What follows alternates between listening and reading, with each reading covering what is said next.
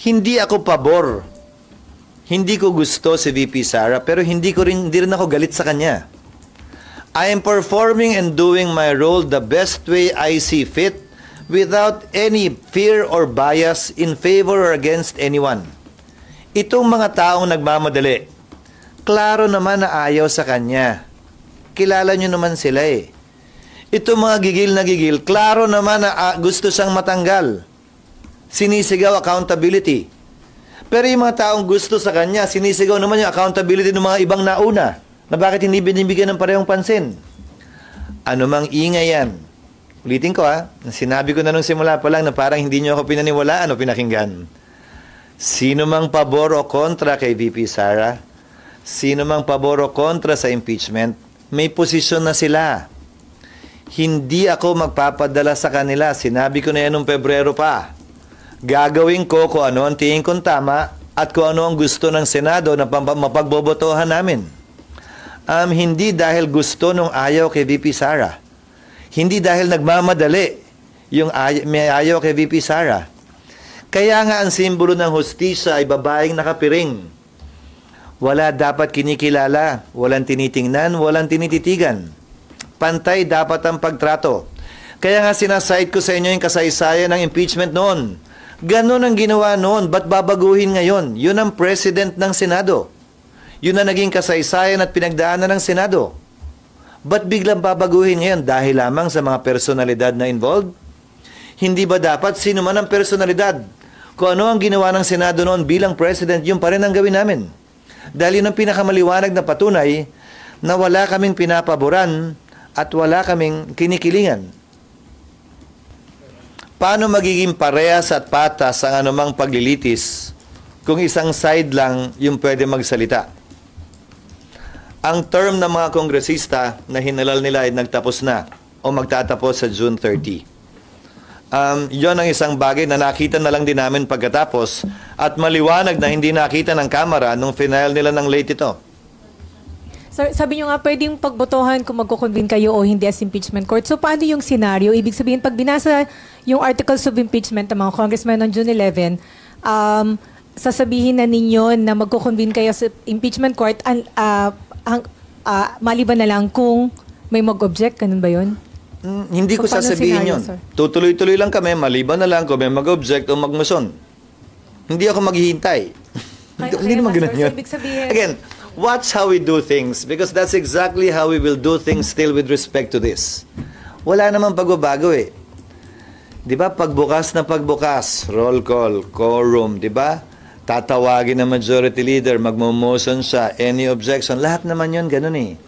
Now, at any point in time, pag may nagsabing objection, sasabihin ko, anong objection mo? Pag sinabi niyang ganyan and I move, may nag-object, magbobotohan. Pag walang nag-object, edi tuloy. Di ba sinasabi ng majority leader, I move that we take up the reference of business. Any objection, hearing none. Edi magre-reference of business kami. At any point in time na may tumayo at gusto mag-deliver ng privilege speech, halimbawa, what is the pleasure? Any objection na mag-privilege speech sa halimbawa, sa gitna ng reference of business? Wala, edi yun ang gagawin namin. We're all dictated by motions and objections and votes. That is what we will be doing, not only with this, but with everything that we do in plenary. Ano kasi, di ba? Pagkabasa ng articles of impeachment and then, tama ba? Supposedly sasabihin ninyo na magkukonvene kayo. I-refer na agad yon sa impeachment court and that will trigger the convening of the impeachment court by doing the oath.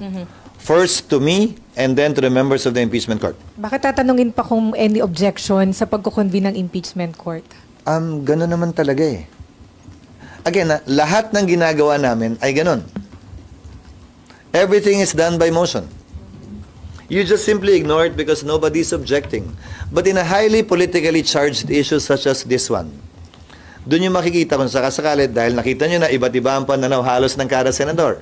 But I don't fear that. I don't run away from that.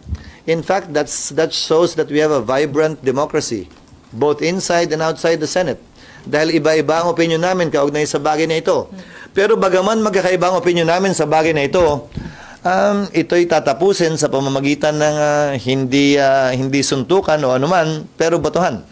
So isa na lang, how confident are you na masusustain yung pag-convene ninyo sa impeachment court? Ako nag-set nun eh. Ako nag-set nun sa pananaw at palagay ko, matutuloy yun hanggang sa pag-issue nga namin ng summons. Ngayon, kung yung trial ay matutuloy, ayon sa kagustuhan ni Senator Tolentino na isang araw lamang ang presentasyon ng ebidensya na magkabilang panig, impeachment court ang magde-decide nun. Hindi ang Senado. Sir, from July 1 hanggang bago Resume. 20th mag-resume, walang pwedeng gawin yung impeachment court. Paano kami may gagawin? Walang prosecutor. Paano magta-trial kung wala ang isang panig? Paano magiging parehas at patas ang anumang paglilitis kung isang side lang yung pwede magsalita? Ang term ng mga kongresista na hinalal nila ay nagtapos na o magtatapos sa June 30. Yon ang isang bagay na nakita na lang din namin pagkatapos at maliwanag na hindi nakita ng kamera nung final nila ng late ito. Sorry. Yes. From June 13 hanggang 30, hindi pwede ituloy yun. 30 hanggang? 13 hanggang 30, hindi pwede ituloy. Decision ng impeachment court yon. Decision ng impeachment court yon. Dahil yung schedule nga ay kasama sa rules kasi yung schedule eh. Kung mapapansin nyo, di ba yung schedule ng trial nakalagay sa rules?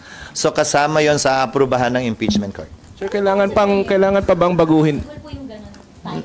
Nalalabo, para sa akin, again, ang objective by madaliin o ang objective by palabasin kung ano ang katotohanan? So kung susundin Ayan na naman eh. Madali na naman eh.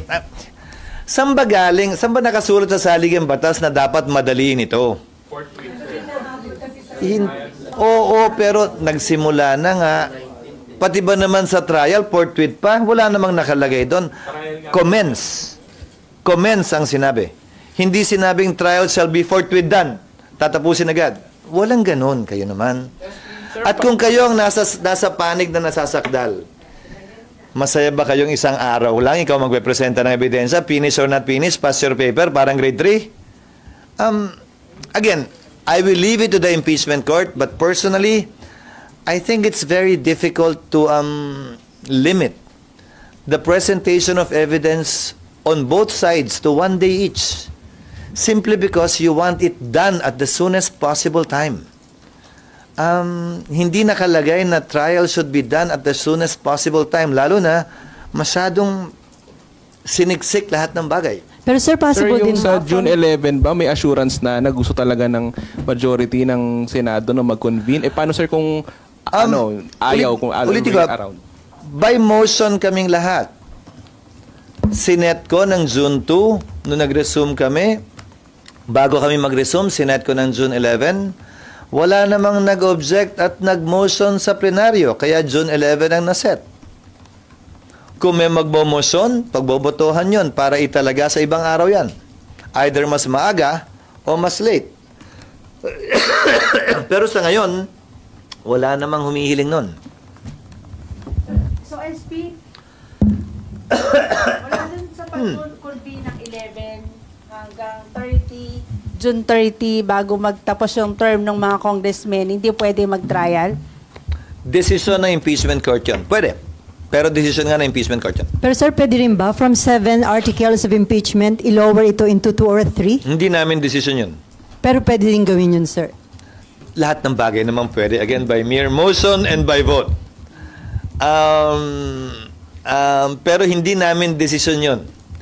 Hindi namin pwedeng pilitin ang prosecution na, hoy, dahil isang araw na lang to, bawasan nyo nga. Walang ganun. Kayo naman. Desisyon nila yon. Kung gusto nilang gawin yon, malayang mag-object ang kabilang panig na hindi, sinabi nyo na ganito eh. Tapos ngayon, babawasan nyo. Ayaw na namin, sinagot na namin yan eh. Tapos, dun pa lamang pagdedesisyonan yon ng Senado. So, there will be a motion pa rin by the prosecutors, if ever, to reduce it. Objected to presumably by the defense. Pag pinayagan nila, desisyon pa rin ng impeachment court kung papayagan yun o hindi, even with the acquiescence of the defense lawyers. Dapat magaling sa prosecution panel yung initiative pagdating sa pagbabawas ng articles. Pwede rin hilingin ng depensa. Pag hindi nag-object yung prosecution, magpapasya pa rin ng impeachment court. That is how you've seen trials, not only in the impeachment before, but also on TV. That's how it works. It operates by motions, objections, and votes. SP Tanong lang ni Daniel kanina, sir. So, posible pa rin na hindi mag-convene ang impeachment trial sa June 11? Hindi ko nakikita. Pero Kayo naman, yung mga ganyan tanong, yung mga trick question naman yan eh. Kasi, again, everything is possible in the realm of possibilities. Lahat naman, dahil nga motion lahat to eh. Pero, nakaset na yung date, di ba? Nung nireset namin, di naman tinago. Nag-notify naman sa lahat, nilabas naman sa lahat. So, barring any unforeseen, yun ang mangyayari. pero SP, paano po, di ba hindi optional yung hindi pag-convene? Yung pag-convene kasi nga sinabi dapat ang mandato nyo ay mag-convene. Uulitin ko for the nth time. Walang nakasulat sa saligang batas na pag nag-resign ay hindi na magko-convene. Nag-resign si Mercy Gutierrez, dinismiss ng Senado, hindi nag-convene. Nagreklamo ba kayo? May nagsabi bang, ba't di nag-trial? That became part of the President of the Senate. Hindi nagpakita yung prosecutor. Hindi tinapos yung trial. Dinismiss ng Senado. Hindi tinapos ang trial.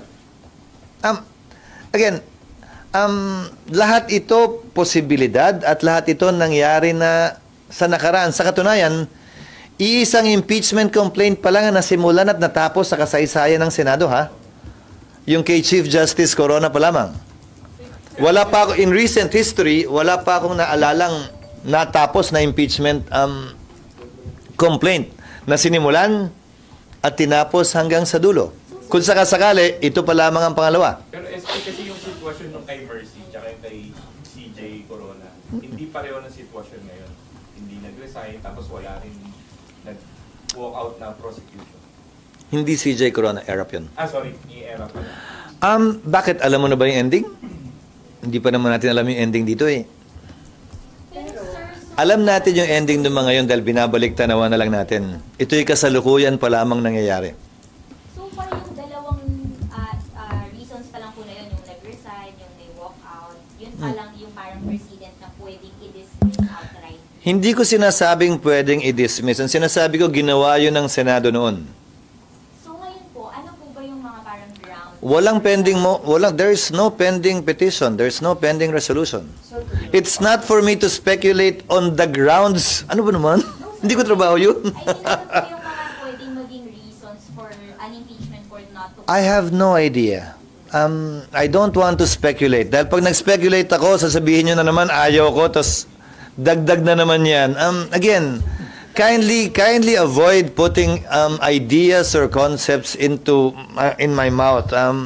These are all coming from you and not from me. Pero sir, I'm answering only as honestly as possible with respect to precedents, history, nangyari noong nagdaan, at kung paano pinagpapasya ng Senado lahat ng mga bagay na ito. Wala kaming tinatago, kaya nga lahat ay gusto ko pag-usapan sa plenaryo. Sir, sa Wednesday, Tama naman yun at going back to history. Kaya lang sir, isa sa mga tinitignan kasi is yung konting delay kay Era and even doon kay Mercy Gutierrez. Hindi kasi tumawid pa ng another Congress. Kumbaga nagtuloy lang yung session with the same Congress. Ang posisyon ko ay tatawid to. pero sir, Matagal ko ng posisyon yan, nagsimula pa lamang tayo dahil sabi ko nga, di ba, kulang ang oras para tapusin ito. Sinabi ko na simula't simula, ang personal kong posisyon, tatawid ito. Pero pagbobotohan niya ng kasalukuyang Senado at ng darating na Senado. Hindi lamang posisyon ko ang palagi nasusunod. May opinion man ako, pwede itong tutulan ng sinumang miyembro at pag tinutulan, pagbobotohan. so nagkaroon kasi Sir, ng sa impression Wednesday, na parang may intention to kill the impeachment case arbitrarily dahil dun Sino? nga sa mga naging development, sir, na sinabi ni Tolentino na parang magiging functionally dismissed, tapos may reso. Idea lang ni Senator Tolentino yun. Hindi naman pinagbotohan yun. Hindi yun posisyon ng Senado. Pero yun nga, parang gano'n na naging concern ng marami. Parang may intention to kill the Karapatan nilang mag-isip ng gano'n, pero ang Senado ay wala pang pinagpapasahan. Sir, sa Wednesday... Bagaman majority leader si Senator Tolentino, napansin nyo, nung tumayo siya si Senator Pimentel, manifestations ang kanilang ginawa. Hindi mga motion ang pinagbotohan. So, posisyon niyang personal yun na nalagay sa record na nirerespeto ko, bagaman iba ang pananaw ko. Yes. Sir, sa Wednesday po, meron pa bang, sir, sa Wednesday po, meron pa bang ipapasa ng mga bills o mag-start na agad ang convening? Wala na. Nakasuot na kayo ng robe, papasok ng session? Paano mangyari? Nandun pa rin kayo sa robe, Yes, sir. Anong senaryo sa Wednesday? Anong oras yes, may entirely CA did pa vote kami ba? nun. Kasi 308 ang appointments at nominations na hinahabol namin. Siguro ko naka 1/3 pa lang kami last week. So, bukas at sa Martes, CA kami mula alas 12 o alauna hanggang matapos. Kaya na-delay kami nung nakaraan, di ba, nung Wednesday. So, as soon as matapos yung CA, magko-convene kami. Wala na kaming isa-second reading, useless na. Wala na rin kaming ito-third reading. Kung meron man, ratification na lamang ng BICAM report na may clean na lamang yon. Pagkatapos nun, nakaschedule ng basahin ng prosecutors yung kanilang articles. I-refer sa impeachment court. Susumpa ako bilang presiding officer. Papasumpahin ko, malamang sa SecGen na lang. Papasumpahin ko mga miyembro ng Senado. Hindi pa namin sigurado kung pagsumpa ay naka-robe na ba o pagkatapos sumumpa, doon pa lang magro-robe. Wala pa kami doon. Madali na siguro yun. Depende na sa trip nila. Hindi na by motion yun kasi naka-recess kami. So, pero nung nagdaang impeachment, nag-robe sila pagkatapos sumumpa. Nag-recess para pag bumalik, naka-robe at doon pa lamang magko-convene yung court. Pag-convene ng court, hindi ito Senado na, walang majority leader. Wala sa rules namin ang may majority leader ang impeachment court. So everything, all the orders, specifically yung summons, will be issued by the presiding officer. Kung may magdagdag pa na motion, let's say, in schedule ng trial, yung rules, amendahan, i-entertain din yun doon. Tapos, pagkatapos ng pag-issue ng summons, kung hindi magta-trial, matapos ang June 11, edi adjourned yun. Kung mapagpasahan na mag-trial, pagkatapos nun, edi tutuloy-tuloy yun. Hanggang June 30. So, follow through lang dun sa question ni Ate Sally, follow up lang. Kasi Alin doon ang dami yung na yung sinasabi na yung nagkaroon ng impression na parang gustong patayin yung articles of impeachment bago pa man magkaroon ng paglilitis. Nino ba? Base sa resolusyon na unang kumalat na walang pangalan, na later on sinabi ni Senator Bato na pinag-iisipan niya na hindi naman final. Base sa sinabi ni Senator Tolentino na hindi tatawid, na hindi naman ako sang-ayon doon at tila hindi naman yun ang posisyon na mas nakararami. Nagdebate nga sila ni Senator Pimentel, hindi ba? Actually, I tend to agree more with the position of Senator Pimentel na ito'y tatawid for the several reasons I mentioned pa before. That legally, you should finish what you started. So, walang intention na patayin yung articles of impeachment bago pa man magkaroon ng paglilitis? Wala akong nalalaman na intention sa ngayon. At hindi nyo papayagan, sir, na mangyari yan? Pagbobotohan yun kung meron man. Pagbobotohan yun kung meron man. Ano bang ground? Kung yung lumabas na sinasabi yung resolusyon, hindi. Definitely not. On my part, that's my vote. Pero anong sinasabi ba yung ground? Mag-usap tayo pag may ground na. Kasi Pinapin niyo po yung scrap of paper na yun. Hindi, scrap nga. Nakwento lang sa akin. Nakwento lang na Kasi- yun daw yung laman. Kasi sa dami ng binabasa ko, kayo naman, babasahin ko ba ba yung hindi pa na-file? Pwede ba pag na-file na, doon ko na lang babasahin? So, hindi kayo binigyan ni Senator Bato? Hindi. Sir, kasi daw malalagay sa alanganin ang reputasyon at integrity ng Senate kung sakaling magkaroon nga ng arbitrary dismissal. Again, Celia, let history be the judge of that. It would be unfair to say that this is right and this is wrong simply because you think that way, or simply because they think that way. Any legal position will be finally determined by the Supreme Court, not by us, not by any legal luminary, not by any former or current senator, but the Supreme Court. Number two, whoever is right or wrong at any stage of our history will be decided upon by history itself with the benefit of hindsight. Hindi porkit hindi sang-ayon sa iyo ang isang tao, siya na kagad yung mali at ikaw ang tama. Hindi porkit iba ang ginagawa ng tao sa gusto mong gawin nila, agad-agad sila na yung mali at ikaw ang tama. Hindi ganun yun. We do not operate and think that way, especially in a democracy. Yes, ma'am. Parang ano na yun, parang tagline na yun ng ano ng GMA. Yes, ma'am. Hindi ko alam dahil hindi pa namin natatanggap yan. Ang napinasa namin sa Senado last year, if I'm not mistaken, ay 100 pesos across the board. Ang pinasa ng Kamara ay 200, ayan na naman sila 200 pesos across the board huling linggo ng aming sesyon na hindi kasama at binanggit na naman sa LEDAC. Ba't ba ang hilig-hilig nila sa mga ganyan? Narinig ko nga ang sinabi ni Congressman Franz. Sabi niya, gumaganti raw ako, kaya last day ko final dahil last day din nila final sa Senado yung impeachment.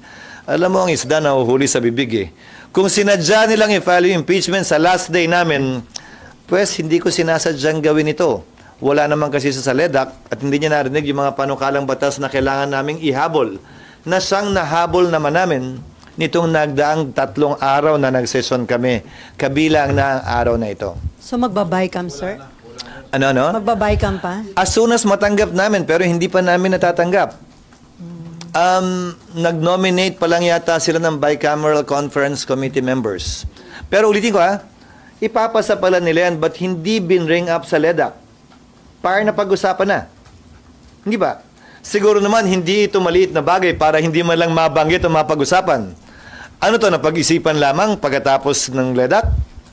What are the chances, sir, na i-adopt yung House? Or mas talaga naman po compromise sa amount? I haven't seen it. If you remember the Senate bill providing for a 100 pesos across the board wage increase, marami kaming in-exempt para protektahan yung maliliit talaga, yung micro and small industries na hindi kakayanin maski na 100. So, hindi ko pa nababasa yung pinasa nilang batas. Kung lahat ba kasama, tinanggal din ba nila yon? Hindi ko pa nakikita. Inaasahan namin na makikita namin yan ngayon o bukas pag napadala na nila sa amin.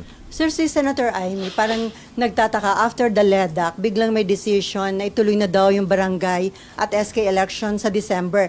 Meron silang concern na baka daw gamitin yon para i-postpone daw ulit yung BARM election dahil may ganong info.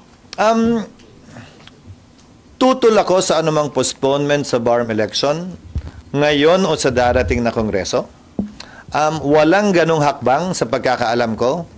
Ngayon, Kongresong ito, hindi ako pwede magsalita sa 20th Congress, para ipagpaliban ang BARM election.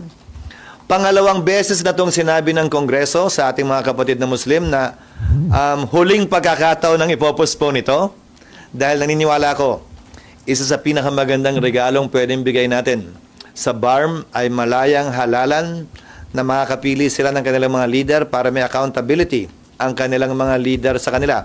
Kaugnay ng barangay elections. Pinasa ng Senado ang postponement ng barangay elections at tinalaga ang term ng mga barangay officials ng 4 na taon. Ang Kamara, wala pang pinapasang bill postponing or continuing the elections or setting the term. Sa pagkakaalam ko, nasa komite pa lang yan. At dahil hindi ito certified bill, imposible na nilang ma-third reading yan at wala na kaming pag-uusapang bill actually para i-BICAM. Dahil hindi pa nila nilalabas sa komite. It hasn't even been approved on second reading as far as I know. Much less can it be approved on third reading in the last 3 days of session. Pero pwede pa rin gawin sa 20th Congress kasi sabi ni Senator Amy, technically, wala pang 3 years na nakaupo yung mga incumbent barangay and SK elections. Pwedeng gawin uli yan sa next Congress dahil July 28 naman magre-resume ang next Congress, Disyembre pa yung barangay elections. But with this caveat, pag walang ginawa ang Kongreso, di tuloy. Kailangan may gawin ang Kongreso para ma-postpone. At sangayon sa desisyon ng Korte Suprema, hindi pwedeng i-postpone lamang ng Kongreso. Dapat sa pag-postpone, ilagay na ng Kongreso yung term. Hindi pwedeng batas lamang na sinasabing postpone, postpone, postpone, postpone. Dapat kasabay ng postponement ang pagtalaga na ng term ng barangay officials. Unlike local and national officials whose terms are fixed by the Constitution, ang barangay ay hindi. Pero sir, may info ka na meron uling initiative na ipapostpone yung BARM election? Wala. That was not discussed in LEDAC. That was the last time I spoke with members of the administration and the executive presided over by the President. Walang ganong binanggit na intensyon, balakin o plano.